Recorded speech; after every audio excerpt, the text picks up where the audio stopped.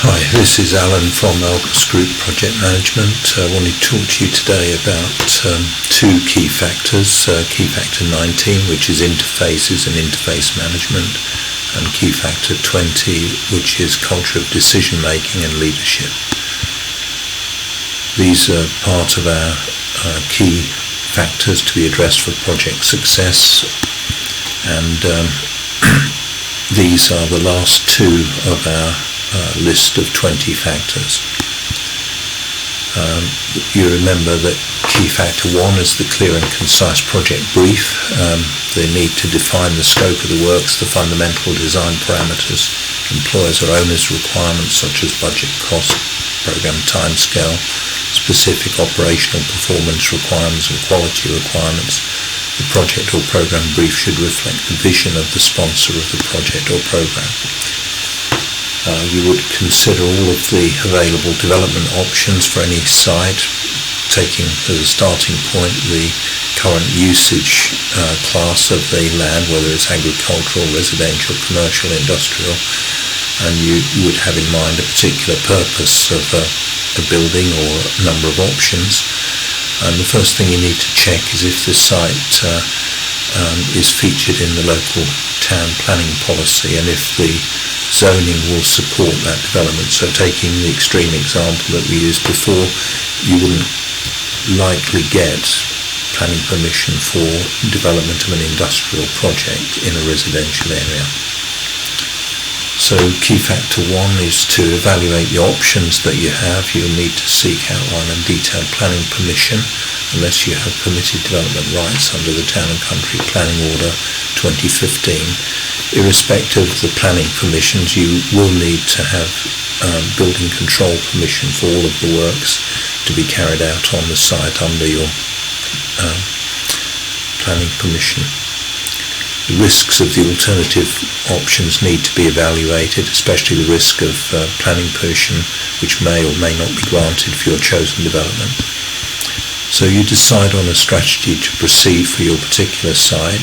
You've got permitted development rights to make a change from commercial usage to residential. That would significantly reduce the risk, and once you've identified that you have or haven't got planning permission, you can brief your design team accordingly. You need to assess the risks involved in every project, and as we mentioned, if the permitted development rights are granted, then that will significantly reduce the risk. Irrespective of that, you need to quantify for time and cost the risks that you've listed. You need to identify the funding requirements for the project, and these should include all of your acquisition costs, planning, consultants costs, architectural feasibility and so on, design and consultants cost, a line item for every cost centre. And you should also quantify the risk calculation into a contingency sum, which in this example we've calculated as £150,000 on a project of approximately £1 million. Key factor 4, the site must be available and accessible. The site must be available to your contractor, therefore you must have legal ownership of the site, or alternatively legal permission to develop the site from the owner. For the contractor to be able to start work, you must give him possession of the site. The contractor must be able to get his resources, his labour, materials, plant and machinery there to the site. You can agree a phased handover of the site if you haven't got possession of the site to start with, but you must meet the commitment that you make, and we'll discuss separately some claims that were made on some case studies where the contractor took advantage of the client's alleged inability to hand over the site. There are two completely different examples to discuss separately. Key factor 5, statutory permissions, planning permission. So you don't have to be the owner of a site to seek planning permission for it. So you can decide to take out an option to purchase on a particular site, which gives you the right to buy it at a predetermined price, but not the obligation. And of course you must give the contractor possession of the site with planning permission before he can start to build what you've planned to develop. You can submit your planning application for development to the local planning authority, who are obliged to respond with their decision within 56 days. An application which conforms with the planning policy is more likely to be approved, as we mentioned in the earlier example. And of course you may get a conditional approval, and usually there are timescales for conformance with the conditions. Key factor 5, statutory permissions, permitted development. You may have permitted development rights for extension of residential dwellings or conversion of C3 residential to C4, except where that right has been withdrawn in Article 4 areas. Permitted development rights have been granted for the conversion of storage space above commercial retail to 2 flats. Permitted development rights have been granted for the conversion at the rear of ground floor retail space, subject to certain requirements such as adequate access. Permitted development rights have been given to demolish an office block that's been empty for more than 6 months and rebuild to the same footprint up to 18 metres high. But you need to check the currency of some of these permitted development rights, because some of them are going out, being phased out, and some new ones are being phased in, for example at the beginning of August 2021. Key factor 6, agreements with neighbours. Many properties, particularly those in congested suburban areas, have neighbours that need to be considered, so you may need a party wall agreement with your neighbour.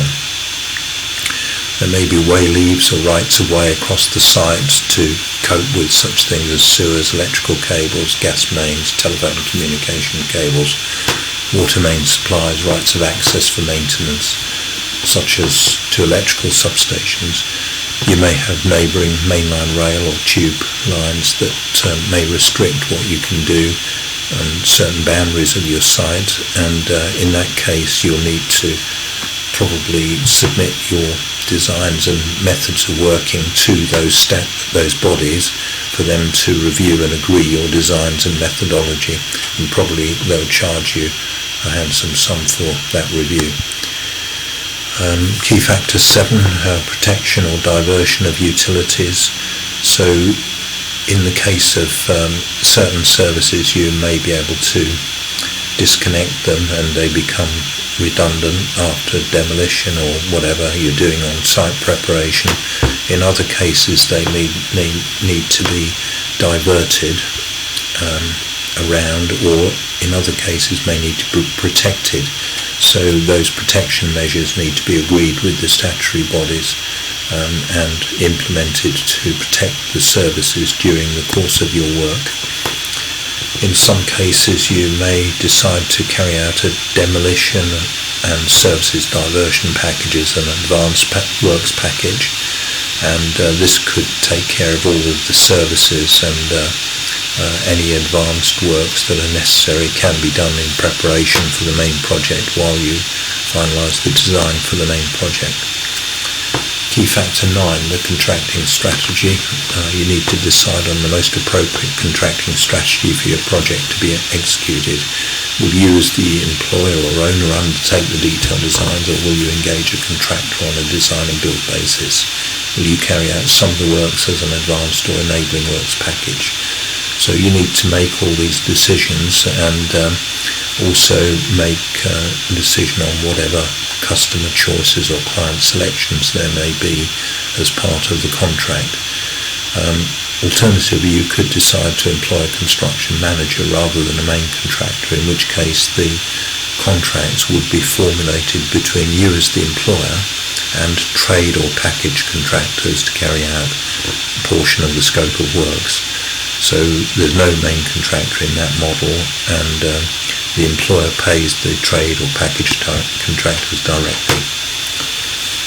You need to ensure, key factor 10, there is a complete and buildable design. So having decided on the appropriate strategy, you need to appoint your consultants and contractors, and you need to ensure that there's no gap between responsibilities. So you need to prepare a responsibility matrix to ensure that somebody is covering all the design aspects. And of course, construction manager may serve that purpose of reviewing your designs and ensuring that there are no interface problems between packages, between designs and site works. Key factor 11, quality assurance and control. It doesn't just happen, so you need to spell out your requirements and ensure that your designers and contractors have the appropriate quality assurance and quality control certification, accreditation. Key factor 12, building information modelling, is something that you would want to define at a very early stage if you've got specific requirements to brief your design team about. If you're undertaking a design and build contract, then you can leave this to the contractor, but you need to be sure that you're going to be happy with the information that you're getting back from him at the end of the project when he hands back to you the health and safety file and all the design information, so that it's worth spending some time discussing this issue and ensuring that you getting the correct information in the correct format that you need. Key factor 13 is contracts and collaboration. All of the contracts that were discussed under the contracting strategy will need to be formulated into legal agreements, and the most suitable forms need to be used for designers and also for contracting. For contracting, there's JCT forms, NEC forms, design and build specialist forms, and FIDIC contracts. So you need to review and select the appropriate form of contract. Key factor 14 is health and safety. It's number 14 on the list, but it's the very top priority as soon as you start to consider design and construction. Everyone has to conform with the Health and Safety at Work Act 1974, Management of Health and Safety at Work Regulations 1999. Designers have a duty under the Construction Design and Management Regulations, the CDM Regs 2015, and RIDDOR, Reporting of Injuries, Diseases and Dangerous Occurrences Regulations 2013. So everyone is mandatory required to comply with these regulations. Key factor 15, stakeholder management. There are usually lots of stakeholders to do with a project, and it's necessary to inform those stakeholders about things that they need to be aware of. So you need to make a plan for addressing issues with neighbours, local authority, especially the planning department, building control, investors for the project, customers if the property is to be sold upon completion, or tenants if they're going to be renting, statutory utilities, emergency services, etc. And there may be other stakeholders as well, so it's best to have a plan for dealing with all of these and responsible parties for communication. Key factor 16, communication protocols. There's a massive amount of information usually with a project, and this is contained in a database which should be on a secure server. Building information management and modelling information that needs to be shared. Project contact list, phone numbers, WhatsApp group, emails to agreed circulations, meeting minutes for face-to-face meetings and Zoom, and progress reports, agreed circulation. Key factor 17 is progress reports, and somebody needs to define what the content of the progress reports should be, and also the frequency of those reports and the timing of the issue. Usually it's best to get them issued a few days prior to the meeting, the progress meeting, so that the contents of the progress reports can be discussed in detail at the progress meetings. They're very important documents, these progress reports, and they need to be prepared accurately as they're quite crucial to control of the job. Key factor 18, progress meetings themselves. All of the reports that are prepared and issued a few days prior need to be discussed, and the discussion minuted and actions that are agreed and responsibilities for actions need to be agreed, so that corrective actions can be taken where things are starting to go wrong. It's quite an important document, the minutes of meetings, and they can be the basis for claims and counter claims, and they should be agreed and officially signed by each party. Key factor 19, interfaces and interface management. If your project is part of a program of works, then there may be critical shared resources, and it's necessary sometimes to take a more strategic view about usage of those resources, which may have implications on one project or the other. So there needs to be consideration of the effect of strategic decisions on the particular project. And key factor 20 is leadership and decision making. There should be a culture of problem resolution and ownership of problems, and somebody needs to be the leader and drive the project forward to a successful conclusion.